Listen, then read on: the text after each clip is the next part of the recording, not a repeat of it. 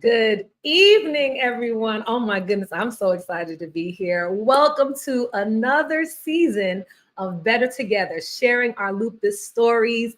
My name is Shanelle Gabriel, and we are all the way live and talking about lupus. And so we're here to empower others who are living with lupus to live their best lives, right? And now we're going to have you all, if you are in the chat, if you are in the building, in the virtual building, put some hearts in that chat as we welcome my co-host to the virtual stage. Clap it up, show some love to Dr. Micaela Bayard, aka the Lupus Hey Doc. Chanel. Hey Chanel, how are you? It's so great to be back. I can't believe it's season 4. I feel like December was just a little while ago. I mean, tell me about it. So how have you been since then? It's been some time since our guest viewers have gotten to see you. I've been busy, especially in the rheumatology world. Actually, I was telling you earlier this month, I attended the State of the Art Rheumatology Conference.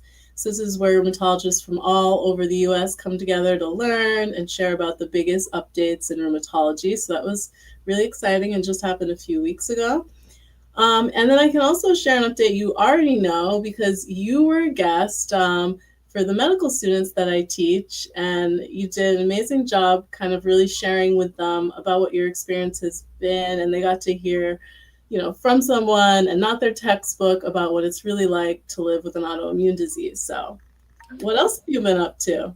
Well, thank you for having me at that time, but definitely it's been a whirlwind. Okay, I'm just performing and speaking. I actually just knocked something off of my bucket list. I was asked to perform poetry at Carnegie Hall as part of this choral movement I worked on. It was absolutely amazing. I was tearing up the whole time, and yeah, that was just an amazing moment.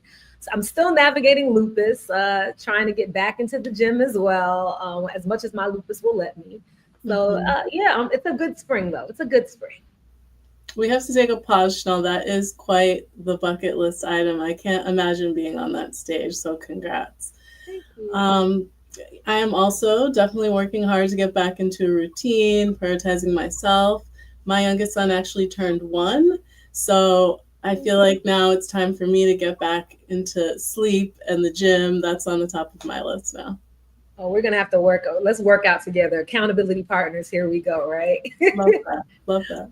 But this season is going to be great. Season 4. I'm so excited about all the things we're going to be covering over the next few weeks. It's going to be so great. Yeah, we have a lot of good topics coming up. Lupus in the skin, dealing Mhm. with hair loss, navigating challenges, all the important topics that actually everyone watching, our audience, asked for. So we're giving everyone what they asked for. Yes, definitely. We're going to be breaking it down today, though.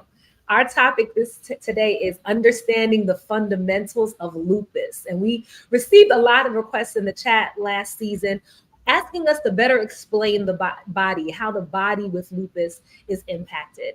So it's really good that we're talking about it.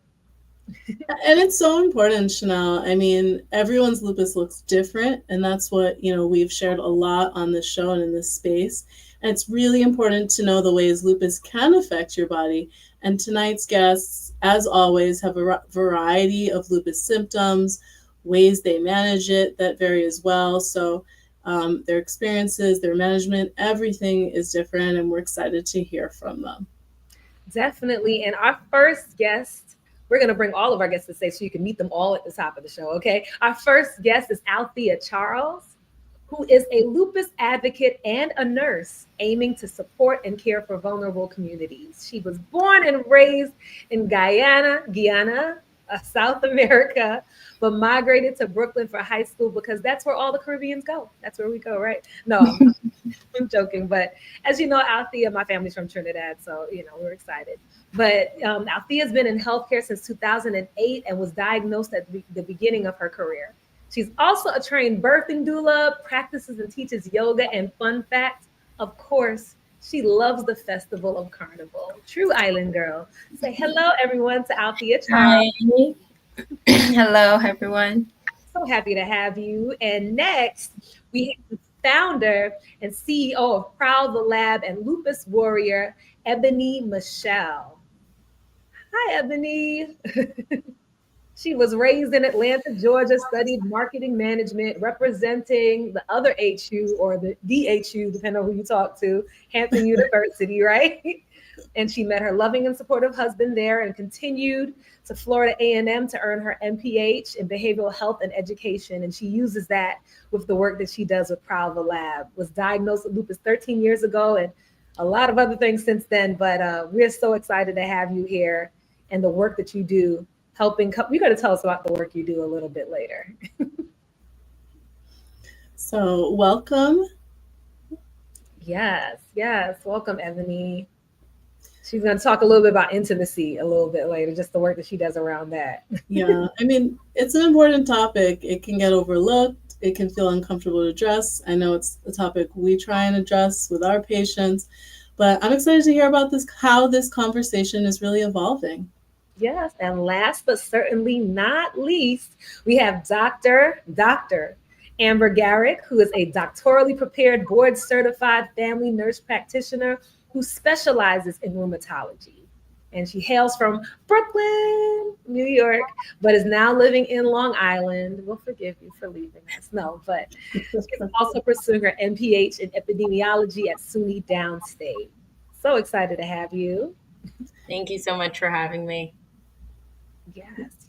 And then, of course, for our spotlight on research, we'll be testing you, the audience, and your knowledge on clinical trials with actually a fun quiz.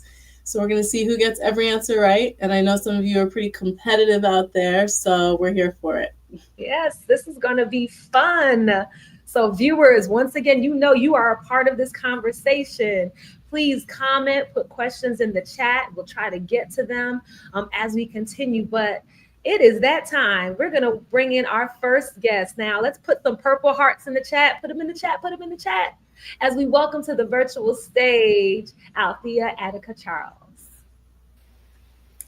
Hi. Hey, welcome, Althea. Althea, we are so happy to have you here with us. And just like everyone else, we want to hear about your lupus story. Thank you for having me. And it's a pleasure to be here in this space and to hear everyone else's story. And this is my first time actually sharing my story in such a space. I was diagnosed in 2015. It was in the midst of my career. I was in nursing school, and I just assumed it was just one of those things where I was just stressed out. And, I had the swollen joints, the hands were like mittens, the butterfly rash on my face, but I never took it as a sign that it could be more than just distress. And I remember one time just feeling very out of it, very low energy, very fatigued, very tired. My body felt like it was on fire. My hands was just swollen and heavy, and the rash, and I had a cough. So my mom suggested I just go to the emergency room to see how, make sure it's nothing serious. And the doctor definitely asked me about my family history. My grandmother does have osteorheumatitis, but I just put it out there. And he suggested that I see a rheumatologist. I did the following week. And upon that, I did the lab work. They said they'll get back to me. And being in the medical field, I know when you get a call, something is wrong. So I got the call and I was like, oh, God. And he's like, your labs were elevated. There is a sign that you have lupus and we should come in to, start getting you on a regimen and a plan. It was very sad. It was very sad. It was my first time hearing about lupus. I used to feel like I'm a superwoman. Then I felt like, oh my God, what? How am I going to do this? What is this? So I went in. We set up a plan. I was put on medication, and we started to just monitor and treat my my disease. The disease. I wouldn't claim like it. I'm not claiming that. It's not mine. It's not mine, but the disease. And it made me open my eyes to not only the disease, but also the relationship I had with it, how I treated myself, my body, my mental focus, what idea I have of it, It definitely put me in a space to do more research about it. It was a bit challenging, being the fact that I was in an accelerated program in my nursing career, and it kind of took a backseat a little as I just focused on getting that done. It did not allow me to do all the things that I wanted to do in that moment because, like, honestly, the fatigue, the constant breakdown of like the skin, the energy level, um, the swelling, the joints, pain. It was a bit intense to stay focused on school, but thank you, God to God, I I made it through. And once I became a nurse and I found time, I started to focus on ways in which I can take care of myself better with health routines. Mhm. Just working at the job that makes sense Yeah, for what I have. I mean, so it sounds like lupus like really was like it was at a very important part of your life where you got diagnosed. You were really figuring out the future and things like that. So how did it change your life? Like even going through school, how did you get through those like times where you were, just getting diagnosed and having to deal with these symptoms? Um, it messed with my confidence a lot. Um, I just felt like the way I felt, it didn't make me feel like I could accomplish things that I wanted to accomplish. It definitely put me in, will I be able to finish school?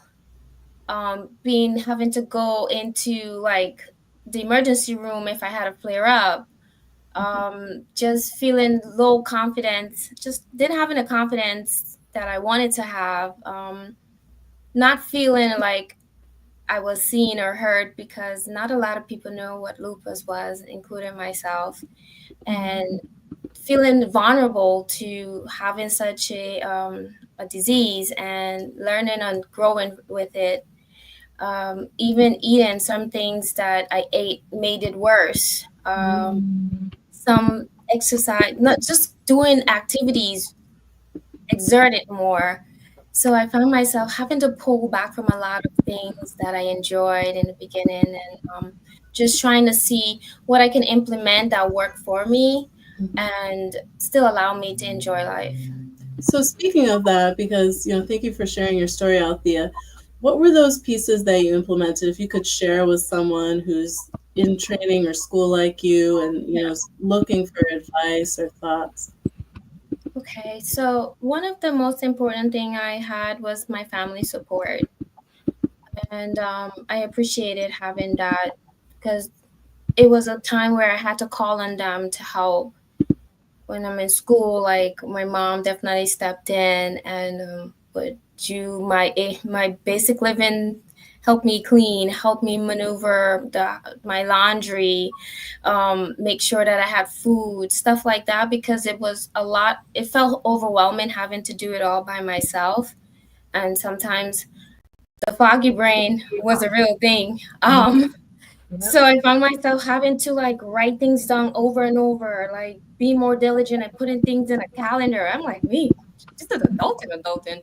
Um, Having to check in with other people for like moral support, calling someone and feeling I can speak to someone on just how I feel. And those moments when I had the breakdowns were the hardest because it's like, people are like, well, you'll get better. And I'm thinking, I don't know if I'm going to get better. Like, like But it's a thing you go through.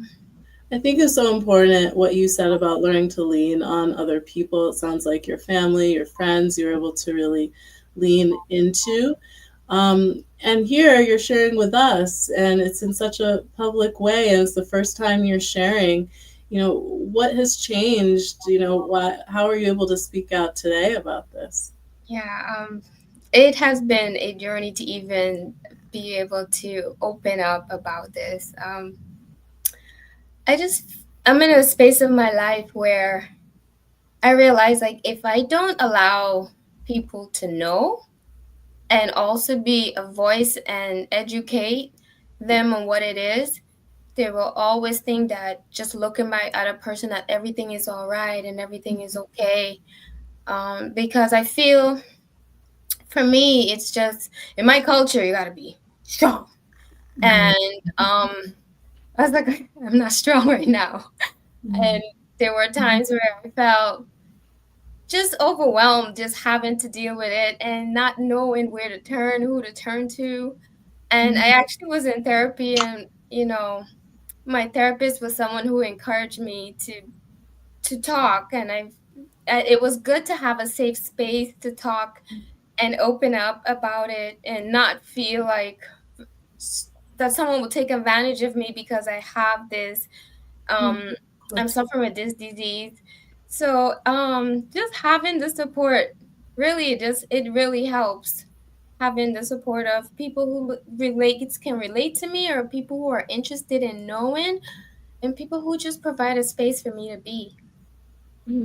Thank you. Thank you so much for being so vulnerable with us. I mean, people in the chat on Facebook, Addison, says, thank you for sharing. Asking for help is hard, but also makes you strong. I really thought that was a great quote that they shared. And I think what's so interesting to me is Althea in Greek means healer. And certainly do healing, Madam Nurse, Doula, Yogi, and but the fact that you're taking time to take care of yourself, and how do you feel like there's a difference in how you balance taking care of others and taking care of yourself now? Is there a difference? It is a difference. I had to focus my attention, like I am also important, and I cannot continue to pour from a cup that is empty. So I fill my cup, and some of the things I do, I am a yogi because I learned that yoga helps with rheumatoid issues and the anxiety and stress that comes with everyday life. And including that in my practice has been great to just alleviate the body symptoms that comes with it, create a little bit more like I can move my body. Yes, I have control of something. Or just listen to what my body have to say, and also eating, nurturing the body with the foods that can really heal the body, because there's a difference in that as well. So I've just learned that certain things are very much important. Slowing down, taking my time, doing things that I love, being in nature, being with people I love. And that allows me to give back to the patients that I deal with, the people in my life, not be frustrated all the time with it. Thank you, Althea. There's so much wisdom in all the pearls you shared. And we're just happy that you've allowed us to be your safe space today to share your journey. I am so sure, as we're hearing already, that many people needed to hear you and hear your lupus story. So thank you. Thank you. Thank you for having me. You guys are amazing. Yes, it only takes that first time, and then you're going to be back. So we can't wait to talk to you again. We're going to bring you back a little bit later as we bring up our next guest to the virtual stage. So now, everybody, if you are watching, please put some purple hearts in the chat as we bring in Ebonie Michelle. How are you guys doing? Hello. Welcome to the stage. Welcome to Better Together. Thank you for joining us. Now, same question we always ask every warrior. Please tell us your lupus story. Well, my lupus story, in a way, it's similar to Althea's in that it started at a really crucial point in my life. I had just had my son. My son was 3 months old, and I found myself in the hospital. And at that time, they had noticed that I had a blood clot in my lung. But even though they treated the blood clot, I was still getting sicker. I was having pain in my hands. I was having pain in my ankles and my feet. I was swollen, and no one could really figure out what was going on. And I was blessed enough that I always say this little small woman, but she was very short.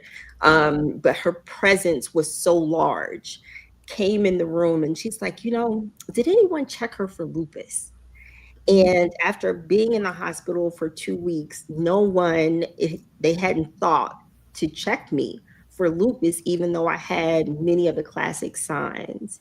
And I'm so blessed to have had her, because she travels all over the world to lecture and to teach about lupus. So she was able to see something that maybe other physicians may not have been able to see, even other individuals that were on the rheumatology team that they were able to consult with.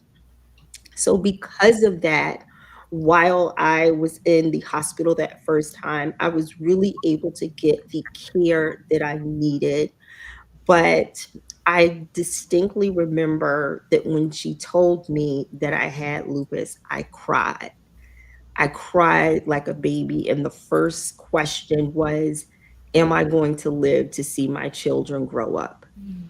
I was terrified because I didn't really know what lupus was, but I knew that it does have the potential, depending upon, how it behaves within your body, it does have the potential to be fatal in, so, in not most cases, of course, but there is that potential. And I had actually read an article not too long ago about two African American women that had lost their lives to lupus within a couple of months of one another in Atlanta, which is where I'm from. So having just read that article and then being diagnosed with lupus while my son was 3 months old was a challenge.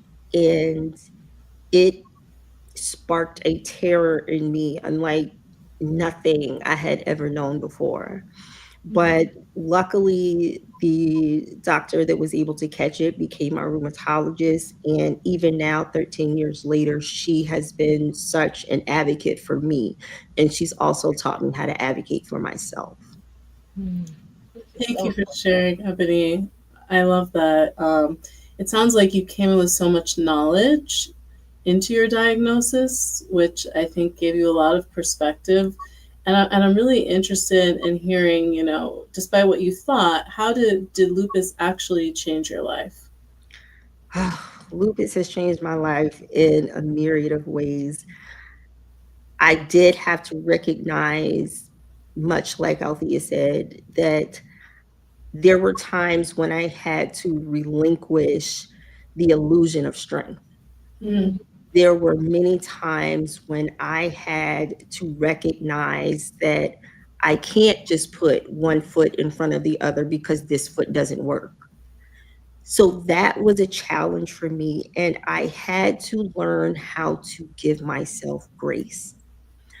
I used to look at myself as someone that has lupus and I have all these challenges and this is just who I am. And now I realize I am a wife, I am a mother, I'm a friend, I'm a mentor, and I just happen to have lupus. It is no longer the a key determinant of who I am, a key determinant of my life or my womanhood.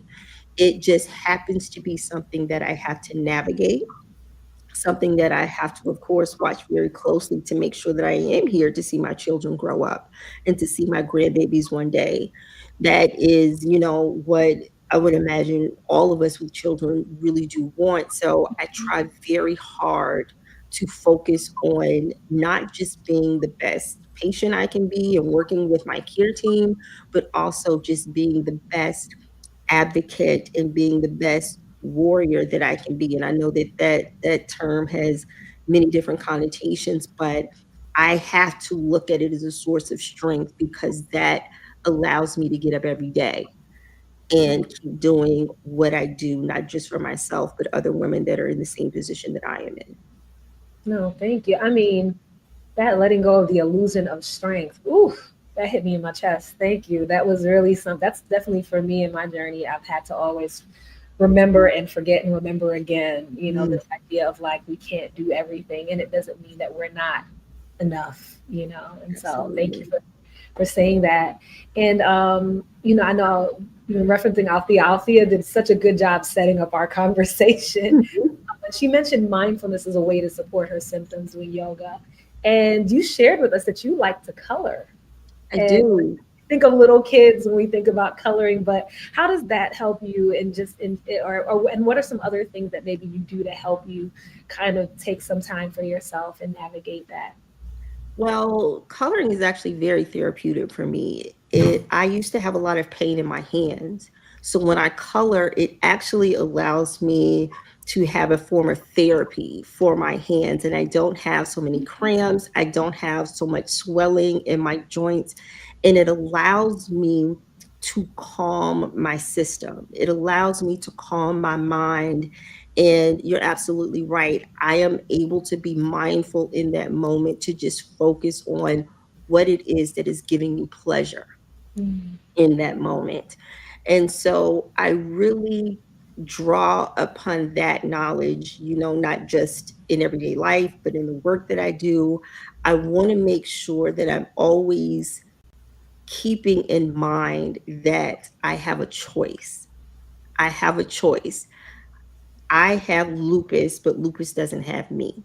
mm, So I have to keep that in mind and make sure that I move throughout my life with that ideology in my head so that I mhm, remember who I am, not what has happened to me. mhm. Hey. Thank you, Ebonie. I love that you are bringing joy into managing your symptoms and finding a way to tie in something you love to do. Um, Absolutely. so clear you're doing amazing work, and we want to talk for a moment about the work you do with your organization, Prowl, the lab. Mhm. So unique, it's so interesting, and we actually have a photo of you and your team at a past lupus walk. Yay! Those are my friends, my family, my loved ones that were there to support me. So my company is called Proud the Lab, and what we do is we support women and couples who navigate disease, trauma, and different abilities. Many of us, that is exactly what lupus is. It's disease, it is trauma, and it is a different ability. To be quite honest with you.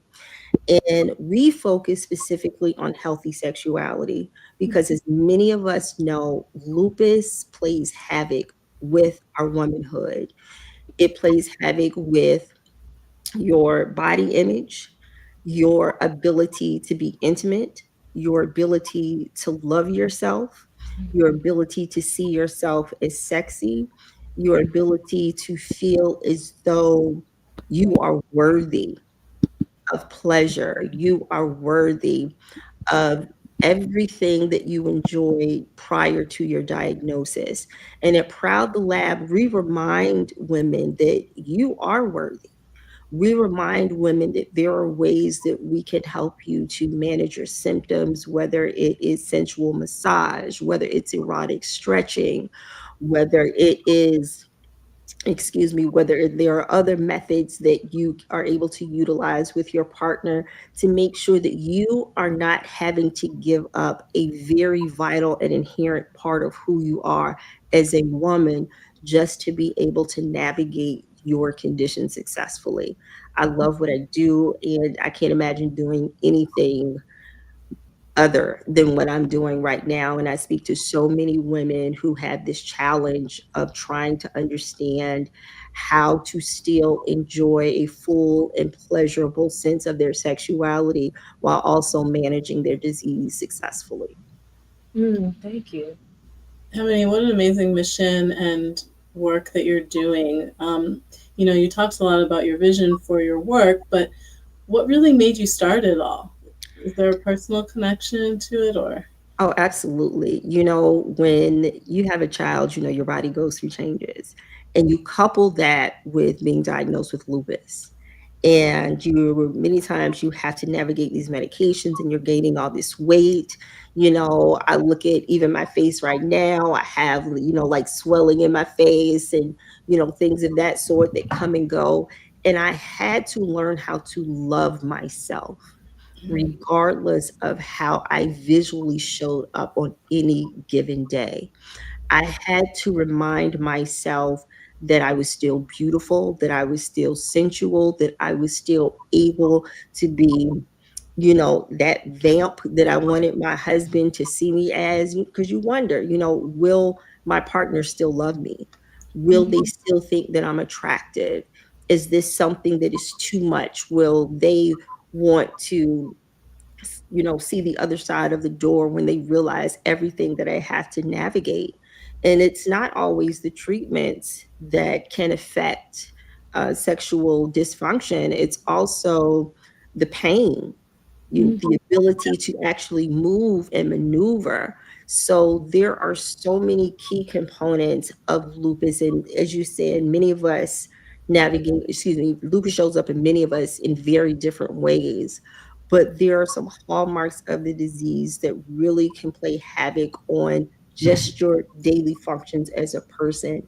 And when you couple that with your femininity and with your womanhood and with your sense of self, it can oftentimes be very heavy.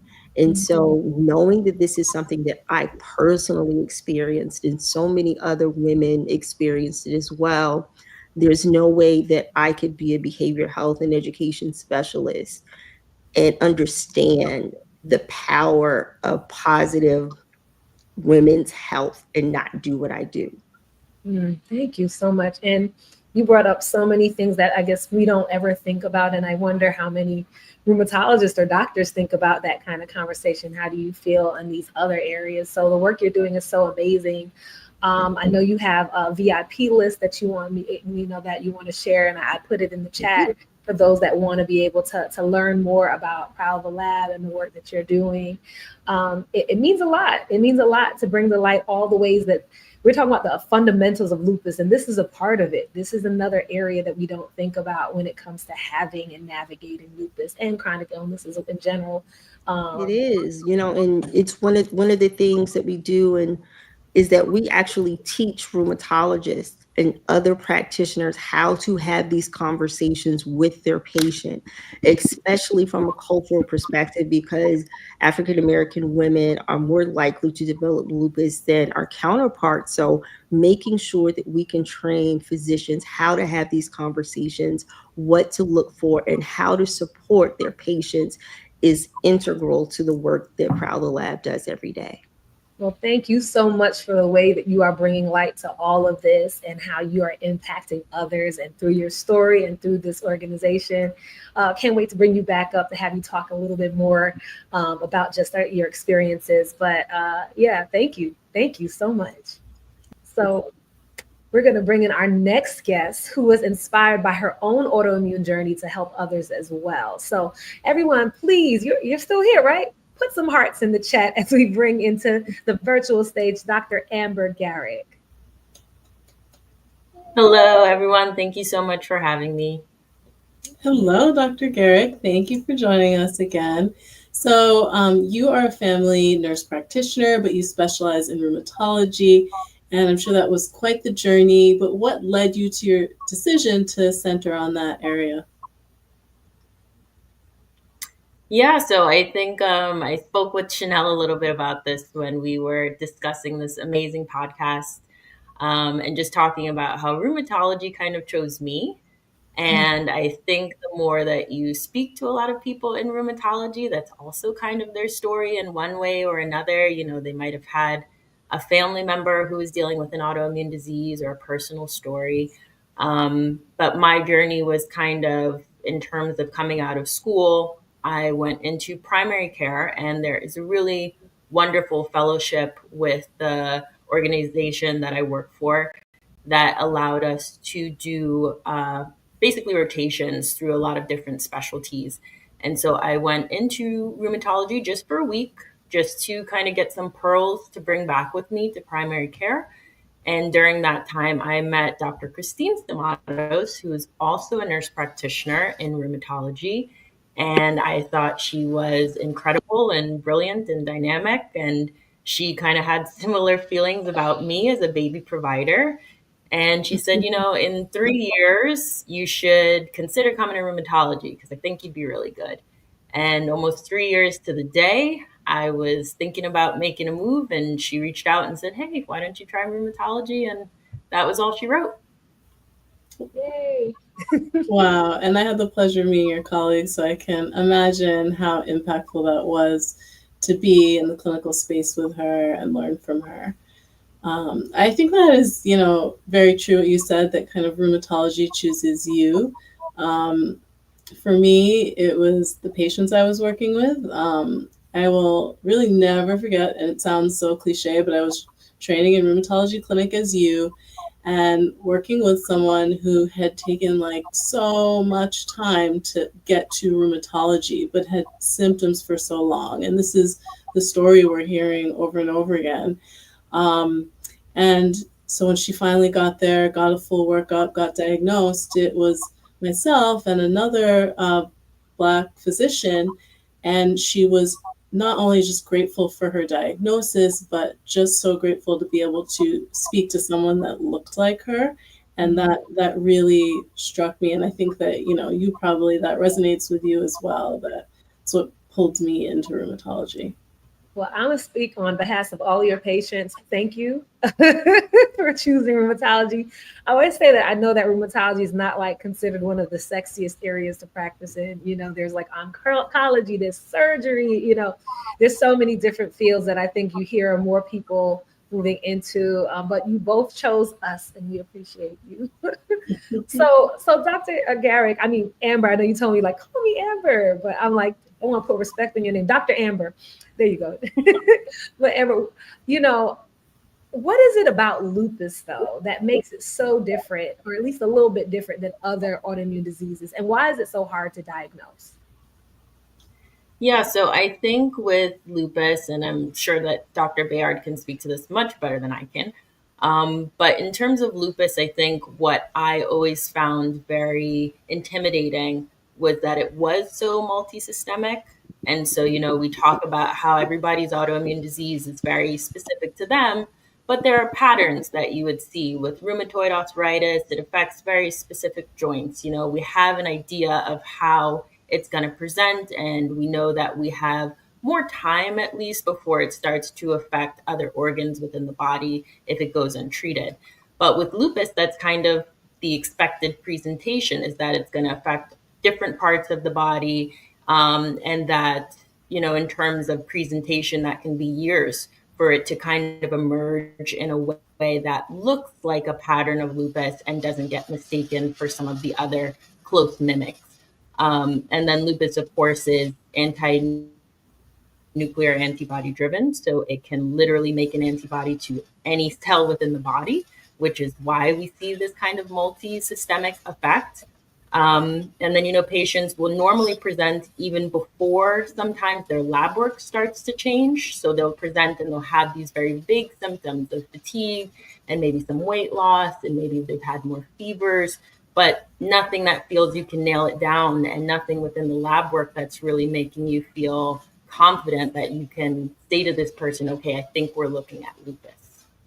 Mm-hmm, mm-hmm. That makes sense. Yeah, I think you did such a. Do you want to say something? You can go ahead, Shanelle. I was just gonna say, I'm sorry. I was gonna say I never heard it said that way. That the fact that it can make antibodies for any part of the body, which is something like we just know that there's a positive ANA. We know like some of the testing, but never thinking about that specific fact. This idea that it can literally mimic different things, do different things to different parts of the body. It's an amazing disease when you think about it. It's really creative. Our bodies really be figuring it out, but it's unfortunate for us. But it's just amazing what the body can do. And I was just blown away. But thank you for sharing that. Yeah, I think you said it very eloquently, Amber. And I think when we think about this word multi-system disease, for people who are listening, you did a really good job of explaining how many systems can be involved. Maybe you could share a little bit about, because you're so clinical, you're working with so many people, what kind of symptoms you really see come out of all of these different systems.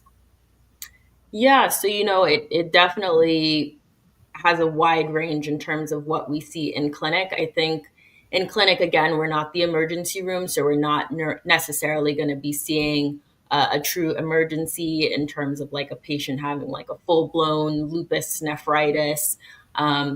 But we do see patients, of course, that come to us with the classic malar rash. That's the rash on the cheeks that is more sensitive to the sun. We see patients that come in with joint swelling that usually is a bit more symmetrical. And, the difference there with rheumatoid arthritis and lupus is that with lupus, it's what we call reducible. So with our rheumatoid arthritis patients, they normally don't have their full range of motion, but with our lupus patients, we're usually able to kind of manipulate them back into a normal range or a normal position. We see patients with lupus that affects the lungs. So they might have issues with breathing. They might have lupus that affects the pericardium, so the tissue that's around the heart. So they might have more chest pain.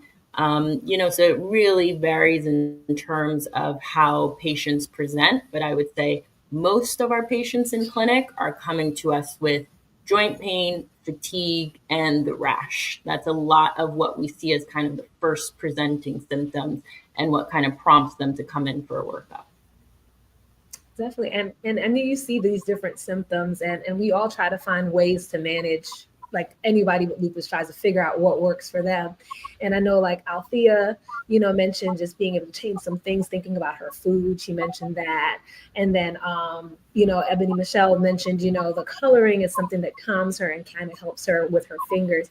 So when we think about alternative forms of options of medicine, what should somebody do before deciding maybe this is another plan for me? I know a lot of lupus warriors will tell you that there is a phase that we all go through where we stop taking medication and try to just juice our way to health. But for somebody that wants to change and try to adopt like these alternative lifestyles, what would you suggest that they do first? Yeah, so in terms of, I'm a clinician forever and ever, but my family is also from Jamaica. So I know that bush tea cures all. I understand. But I really just encourage patients to find a provider that you really trust and that you feel you can share this experience with as well. So even just today, I had one of our patients who is in the middle of that phase. And, I just try to be encouraging, but I also want to be in the loop. So I want to know what your symptoms are. We have an agreement to continue with, lab work. So that's something I really think all lupus patients should make a concession for. If you're going to go the alternative route, let's keep up on your lab work so that we can see what changes are going on that maybe you don't feel. We can keep track of your kidney function. We can keep track of your inflammatory markers, vetting people. So making sure that when you do decide to go to another provider, if you're looking for naturopathic medicine, that's, a specific set of criteria to get those credentials. It's not just someone that calls themselves an integrative medicine specialist or functional medicine specialist. And then just being open to the idea that it may be a combination of both. It may not be one or the other, but it may mean that you do a little bit in terms of medicine that we can get away with, and then you continue on with lifestyle in terms of food, in terms of exercise, and we just work together to find a balance that feels right for you.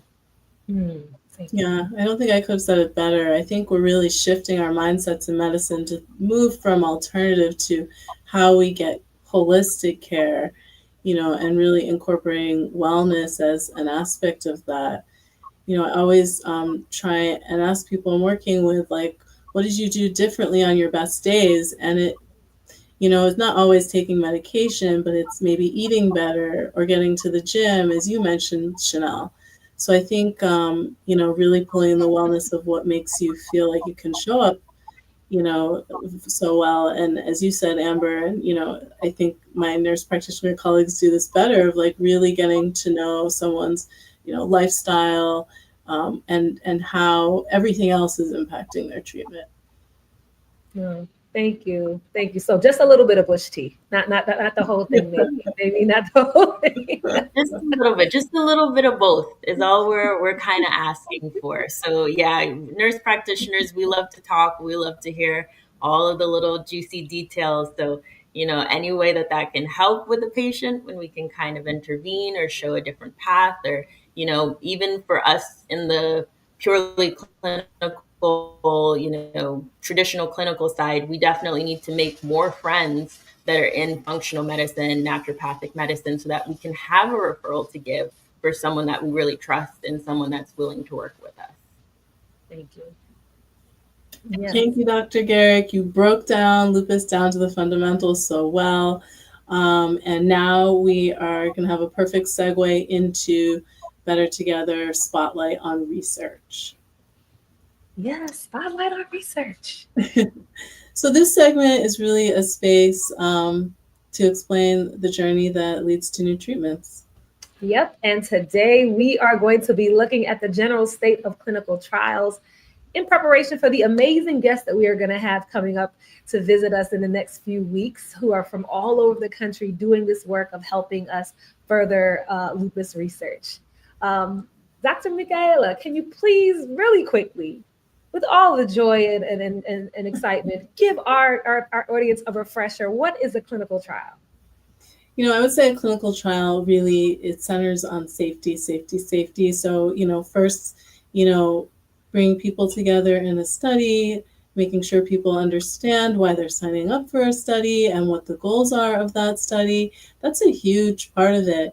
And then once you are a part of the clinical trial, what we're doing is really evaluating what is the safety of either a drug or a treatment. It doesn't have to be a medication. So we could be studying something like yoga or, something else, but it's always looking at, is this a safe practice? And then from there, taking the next steps to understand how well is it working in a group of diverse people. Definitely. Thank you. So now that we know what clinical trials are, it's the pathway, and there's a very steps within this pathway to developing new treatments and therapies. Let's see who can get each question on this quiz right. Okay. So we're going to bring our guests back, and all of you at home, you are here. I can see everybody's comments. So we're going to see, keep it honest. Okay. Don't wait till after. You're going to put the answer in the chat. We're going to actually do a quick quiz on clinical trials. Okay. All right. So you ready? Everybody ready? We all ready? All right, let's go. All right. Number one, globally, approximately how many clinical trials are conducted each year? What say you all? A, 25,000, B, 105,000, C, 115,000, D, 1 million. What do y'all think? Let me see. You all at home better put something in the chat. What do you think? I see a C. I see another C. Ebonie Michelle is cheating. She says C or D. Addison says C. I feel like a lot of us are going for C. The answer actually is C. You're actually correct. You guessed it right. 115,000 globally around the world are people that are working, trying to find new drugs, new therapies for different people across the globe. Okay, we did good. Let's see if we can keep it going. Number two. Of those, approximately how many clinical trials are conducted in the United States? Let's see. A, 55,000, B, 15,000, C, 75,000, or D, 45,000. Let me see what we got. I see an A. I see another C. I see an A. I see a D. Okay. Anybody else? I'm looking to see in the chat. Another C. I see a couple C's there. I see a C again. What is the answer? The answer is A. I swear I did not. Our guests have no clue of this. You've been getting these right. I don't know what's going on. It is 55,000. That just the U.S. The U.S. does about a third of the number of trials that happen globally. So it's really important that we do a lot of really, really great research here in this country. All right, number three, we got two more questions. Let's go. Yes, we got two more questions. Approximately how many clinical trials are for lupus for us that are conducted in the United States? Is it A, 126, B, 481, C, 715, or D, 1,328? What do we think it is? Okay, I see a C in the chat. I see a C in the chat. I see a D. I see a B. I see a D. All right. Everybody got their answers in? What is the answer?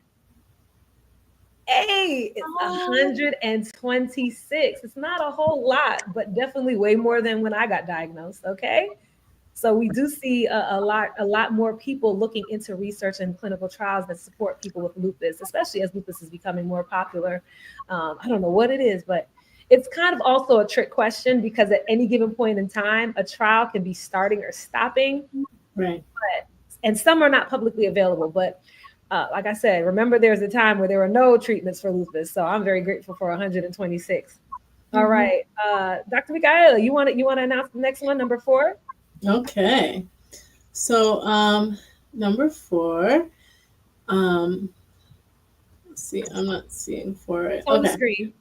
Black women are, and so we have a blank, more likely to develop lupus than white women. So how many times more likely are Black women to develop lupus than white women? We have A, 2 times, B, 3 times, C, 7 times, D. Black women are not more likely to develop lupus than white women. I see a B. Oh, I just missed this message. Yes, Kimberly, that was a low number, right? I see B, I see B, I see B. Let's see what the answer is. If you put B, you are correct. 3 times more likely. And this is not to say that white women do not get that, but there is definitely a lot of different socioeconomic and different reasons that we know that Black women are particularly more likely to develop lupus, which is part of why we have this show, right? To make sure we're talking to that demographic of people. And let's wrap this up. We have one last question. All right, one last question. What percentage of Black women are represented in clinical trials? Is it A, 21%, B, 52%, C, 7%, or D, 1%? What percentage of Black women are represented? We talked about them being 3 times more likely. What do we think it is? I see B, I see B, I see D. We see what our guests say. I see C's, I see D's, I see. Okay. Well, let's go over the answer. What's the answer? It's actually C, 7%. So to be 3 times more likely to have it, but we're so underrepresented. I'm gonna actually ask Dr. Micaela, feel free to share, and we can pull the question down. But why is this problematic? I mean, I think you highlighted it, but when we talk about what makes up a clinical trial and how we really best test if an intervention, whether that's a medication or another treatment, is effective, we need to have a really representative group that's experiencing and living with the condition we're testing in. So if we know that many Black women live with lupus, but we don't have a lot of those people in the study, there may be a huge gap in what we really understand about how the medication works. So it's so important to have representation of the people who are living with something to test it best. Yes, thank you. And really and truly, this is such a really, it's just, like you said, it's very indicative of just like what needs to be done when we want to have these treatments. I know as a person that's been a part of a clinical trial that I currently take the medication I was on the trial for, I know that these things are just being a part of even studies that aren't dealing with medication is super important. So everybody out there, please use it in the chat. How many did you get right in our quiz? Put it in the chat. How many did you get right? Be honest. Don't lie. I'll scroll up and check. But just thank you so much for participating in our Spotlight on Research segment. Give yourself a round of applause. And make sure you join us next week when we have a special guest come and talk us about the myths and the realities of clinical trials. So we have everybody here. You got 2, Kimberly. Kimberly got 2. Okay, we got a couple people that got some good, got quite a few. Yes, this has just been so fun. Thank you for leading that awesome quiz, Shanelle. And since we have all of our amazing guests here, we thought we would get some closing thoughts from all of you and more wisdom. You had a lot to share already, but we want to hear more. Yeah. So really quickly, what advice do you have for somebody newly diagnosed? What is something that you would like to leave with our group? We only have a few minutes left, but if we can go around and I just got lupus. Well, what would you tell me is something I need to remember? I would say to do your best to get a comprehensive, holistic team to surround you, because you can still live a full, vibrant, amazing life, even as a lupus patient. So it's not the end of the world.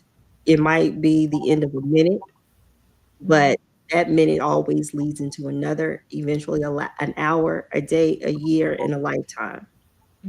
Thank you. Althea, what's your thought? Trust your instinct. Find a team that supports you and your journey, and do not be afraid to speak up and speak out of the things that you need and the things that are important to you. Be vulnerable, because there's people out there who are willing to support your vulnerability. Yes, like us.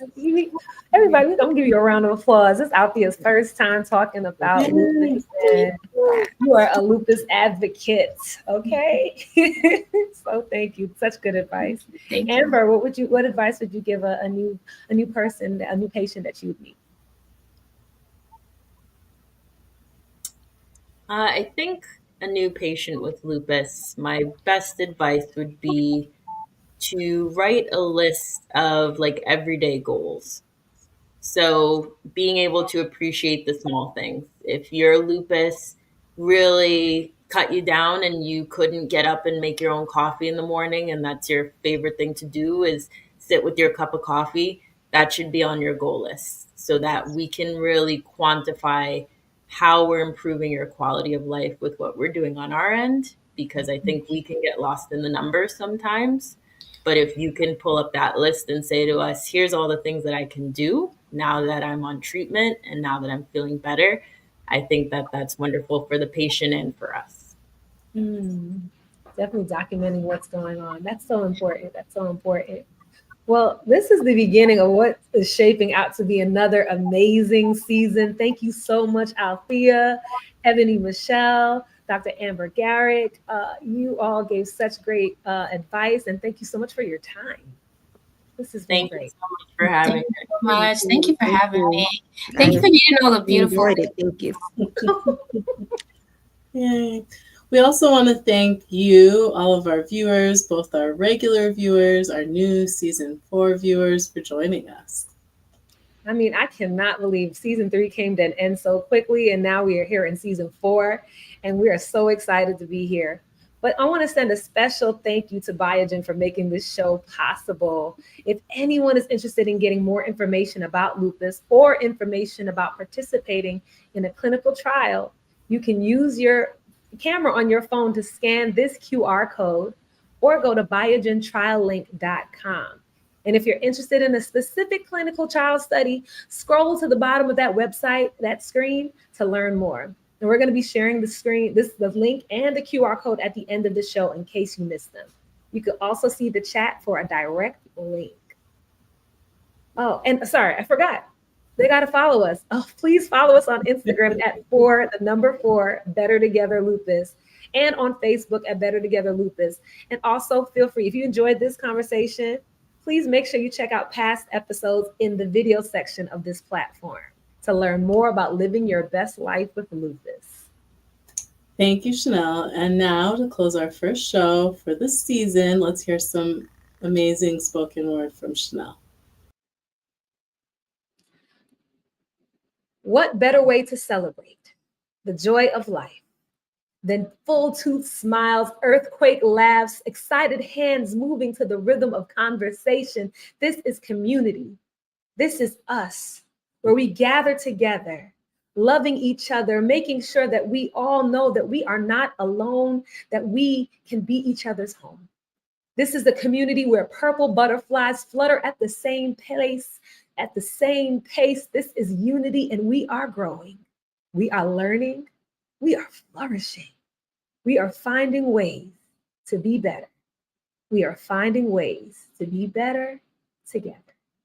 Thank you so much. See you all in 2 weeks. Have a wonderful night.